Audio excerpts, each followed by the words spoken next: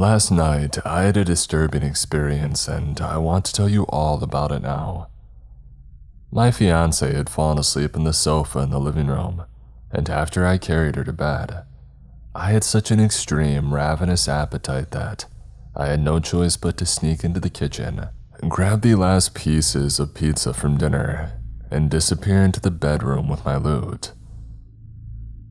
Without turning on the bright kitchen light, I opened the fridge, took out the plate with the rest of the pizza, and closed the fridge door again. My midnight snack was interrupted only by noticing a dark figure across the street, trying to stay out of the cone of light from the motion detector at the local church. At first, I thought it was a burglar who might be trying to break into the church, but what I saw then really scared me. To get a better view of what was happening, I ducked into the living room, quickly closed the blinds, just enough so that I could still see out, but that others couldn't see inside, and I waited for the figure to show itself again.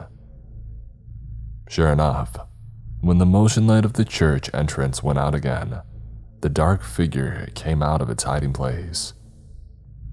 The figure didn't try to break open the front door or any of the windows, but just stood there motionless, staring directly in my direction. Sure, this was all pretty creepy, but the situation was definitely not worth a 911 call at that moment, until I realized what the figure was really doing there. I was just about to dedicate myself to my pizza again when the motion detector went on again, and this time completely illuminated the person. What I saw there really shocked me and made me doubt my own sanity.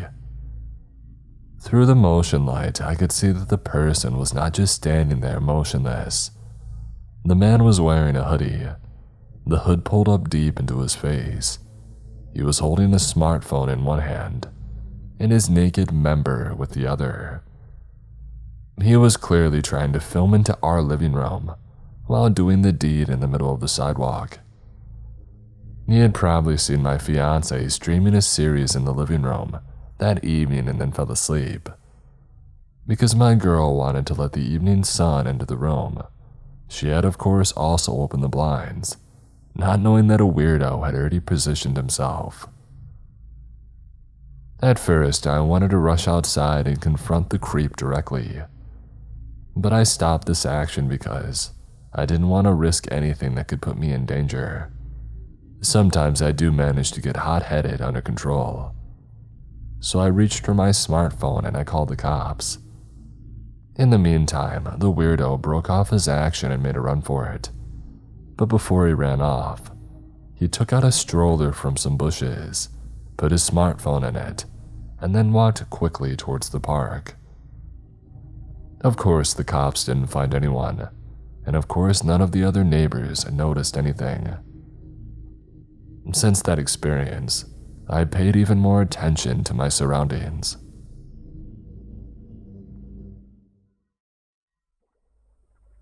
It's been 4 years since that incident, and it's still running in my head until these days. I was in my first year at university, and they had a day every year to celebrate the freshmen in each major.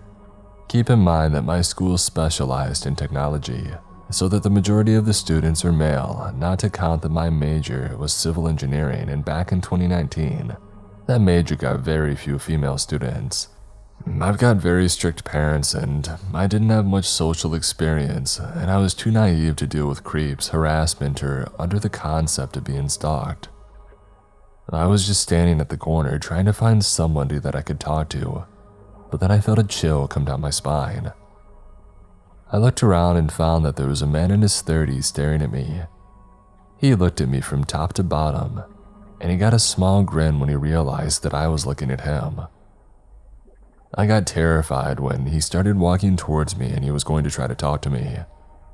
He asked my name, my age, and to tell me that I looked too young for my age and that he thought I was in middle school. How the heck could a middle schooler get into a university at that time? I was shaking like crazy down my legs because I got so creeped out by the way that he looked at me, but I managed to calm down and I answered him shortly. Looking back on it, I was so dumb to even tell him my real name and the high school that I used to go to. I didn't even know for sure what I did say to him, but I think I had given him a lot of my information that day. My dumb younger self thought that he would leave me alone if I answered all of his questions, but obviously not. He tried to get my number and got his phone out to type it down. I did give him a fake number and I tried to get away saying that I needed to meet my friend, but he quickly pulled my arm back, holding it tight, and annoyingly said that he couldn't find me on social media. At this point, I was so scared that I almost cried. I tried to get out of his grasp and I told him that my friend was waiting for me and it had been a long time. I needed to get to her, and that I would save his number to add him later. He finally let go of me, but he still tried to follow me, saying, "You're new to this place. Tell me where your friend lives at and I'll take you there." I felt like I was on the edge of crying, and then I started rushing to the bathroom. I stayed in there as long as I could and I cried my eyes out. I called up my best friend, sobbing and telling her everything. She booked me a taxi to get me home. When the driver arrived, I rushed to him, got myself ready as fast as I could, but somewhere in my body I still felt that disgusted stare of that creep. It's been 4 years since then, and I hope that I never see him again. Several years ago, my friends and I started a band and got to the point where we were playing somewhere every week, sometimes even twice a week.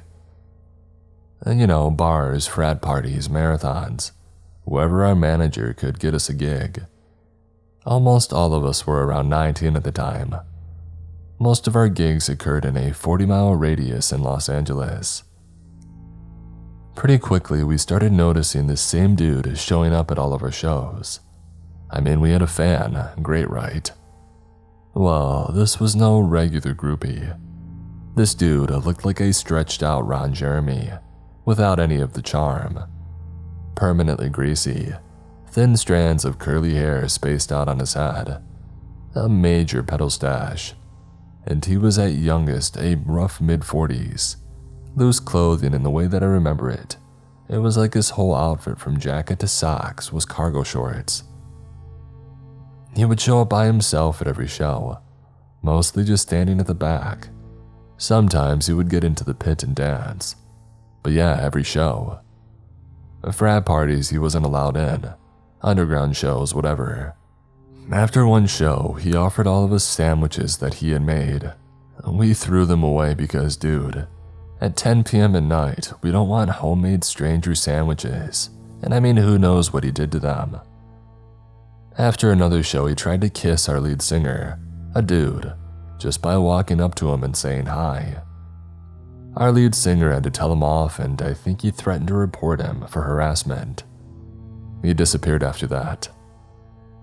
Maybe he was just terribly lonely and didn't realize that when we said we wanted to connect with the audience, it was just in a lift up your spirits kind of way. Maybe we were more attractive than we realized to old creeps. Maybe our performances just struck the perfect chord with him, and our band was what he felt was lacking in his life. Whatever it was, lanky Ron Jeremy looking Stalker fan, I hope we don't see you again.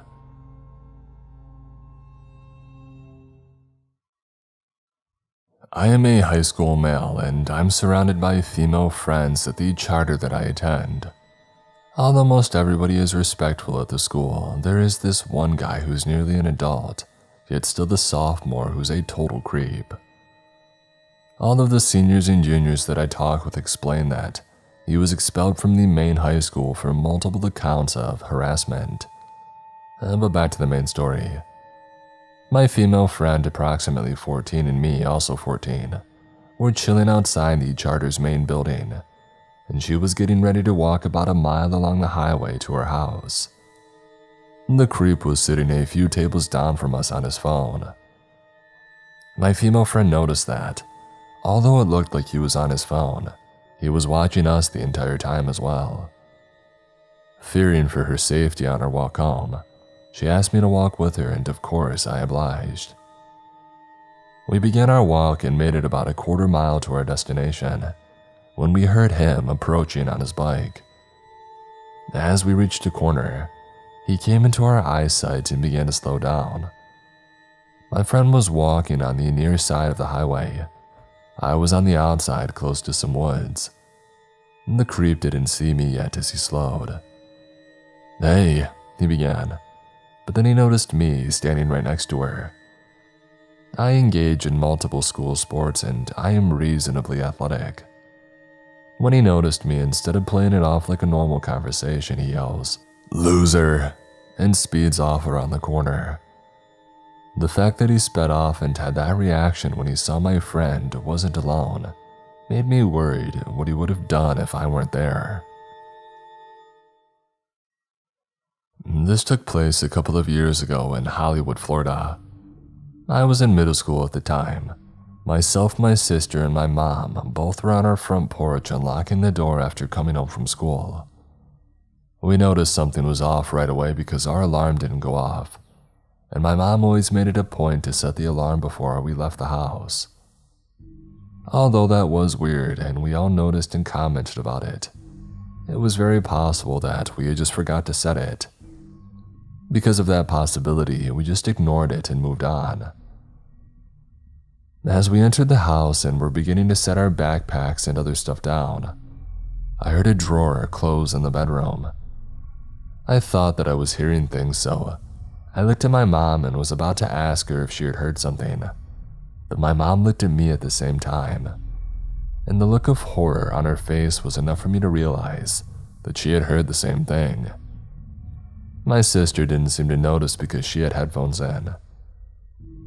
That sound and the fact that the alarm was off was enough for my mom to decide to get us out of there. She loudly said, "I want to show you guys something in the backyard," because she didn't want anybody in the house to know that we had heard them, and that's why we were leaving the house. My sister looked confused, but I knew exactly what my mom had said. As we entered the backyard and shut the door behind us, we speed walked towards the alley behind our house. The only thing that separated us from it was a wooden fence. Once we made it to the fence and we opened the gate and began to exit into the alley, I was the last to exit through the gate, and before I shut the gate, I looked at the house one final time. To my horror, I saw somebody looking at me through our curtains. We called the police and they found no one, and nothing was stolen. I never told anyone about what I saw. I'm a 38-year-old female who lives alone, and I've been living alone ever since things didn't work out between me and my boyfriend years ago. My house is in the middle of farming fields, and the only other house close to it is my dad's vacation home, which, as you might have guessed, is empty most of the year. I'm a female in my 30s, and I had 1 dog and 5 cats at the time, all of the 5 of which none ever slept in the house with me. I had a separate little one-room house for them, because none of them really got along with the dog and I didn't want to end up with multiple trips to the vet. My days out there were usually pretty uneventful. Since there's nobody around for miles, nobody would ever really come around the house unless I invited them. This, as nice as it may sound, is a big part of the problem. Back then, not long before this, my other dog had passed. He was a big Doberman, and being that big, he managed to eat part of the base of a palm tree's leaf whole, which led to a load of complications and eventually ended up in his death. I had only managed to recover from this when this night happened. As usual, I went outside to the cat house to feed the cats, let my dog out for a pee and a run before bed, and I went back inside and huddled in the couch watching a movie while I ate a snack to quiet my stomach down for the night. I finished that, brushed my teeth, turned off the lights with the glass door to the front garden outside uncovered. I like to fall asleep with the faint light from the moon coming in. My dog jumped up on the bed and laid down next to me, getting comfy along my legs, and took a deep breath. For some reason though, this was his most agitated night. When I was almost asleep, he suddenly jumped up and started walking around the room, barking at nothing. Usually, if he thought that he saw something or somebody outside, he would jump to the door and bark in front of it.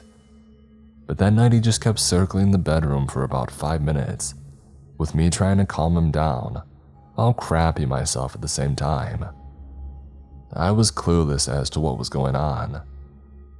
Eventually, he jumped back up in the bed, and still producing grumpy interior barks, he lay down next to my legs again. It took me even longer to get close to falling asleep now, because I was now scared with every possible scenario going through my head, and the dog still feeling restless, moving his legs, his head, and his body around constantly. When I was about to fall asleep again, I heard it. Suddenly, the guitar that belonged to my mom that I had on a stand in my bedroom rang, but very lightly, like somebody had brushed against it while moving past. At this, my chest started feeling full-on panic. I didn't dare move one finger from bed while I scanned the room with my eyes in the dark. There was nothing. The guitar rang on its own again. This time I thought that I saw something moving around near it, close to the floor. In a small thrust of hope, I thought maybe this was my dog, back to be around me once more before he fully passed or something. I did feel some happiness for a second or two while I tried to spot his shadow or something, but accidentally I spotted something else. There was a shadow, but my dog started getting up, stepping over me and growling at it. The more I looked, the more I saw it. All I could see at first was that I now think were the legs of some tall and long shadow that I kept following up more and more, going until it had to bow at the ceiling level. It was standing there, one part of the long and slim shadow next to the guitar shape. I could feel it looking at me. My dog moved in front of me, still growling as I slowly covered myself up, closed my eyes and wished this thing away. I was almost sobbing thinking about my options. Would it harm me if I turned on the light? Another light guitar stroke rang. There was nobody around for miles, no one that I could ask for help, no one that could stop me from being attacked by whatever this was. What happened next all went at the same time. Suddenly, my dog stepped backwards and I started hearing a tick-tick sound around the room, like a dog running around with its nails hitting the floor, but it increased at an unnatural speed. It sounded closer and closer from the guitar stand up to my bed, which is when I felt my dog jump up and start barking like he was murdering something. I felt him move around in weird ways while the clicking went all over the place, and then he jumped to the floor and did the same as before, barking around the bedroom like he was looking for whatever this was. This is when I finally gathered the courage to look over the covers into the darkness. I had to fight my adrenaline to be able to move my arms, and it felt like death. Like anything I did now was my last move. When I finally looked, there was nothing there anymore. The clicking had stopped, but my dog was still barking around, running from one side of the bedroom to the other, smelling and barking like he was looking for whatever this was. I jumped off the bed and made a run for the light switch. When I turned it on, everything but me and my dog looked normal, like nothing had happened. I finally took a deep breath, and tears and sobbing took over me. I picked up my phone and ran outside while calling my brother. He had loads of these types of experiences happen all the time, and he would always tell me about them, but I never believed them until now.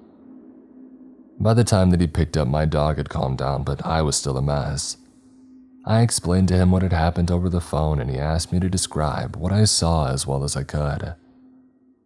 When I finished, he told me to get out of there immediately and to go up to our dad's vacation home.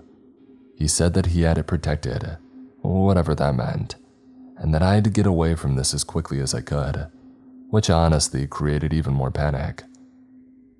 I turned off the call, picked up my stuff, and I realized then that I didn't have a key to my dad's house.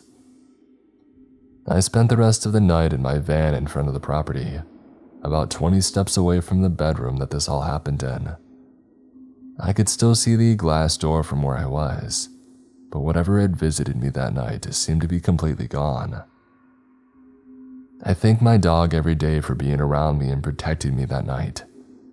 I don't know what this thing was or what would have happened had he not been around, but since then I've never experienced anything else. I now have another dog and they both sleep by me every night. Hopefully this will keep the thing completely away.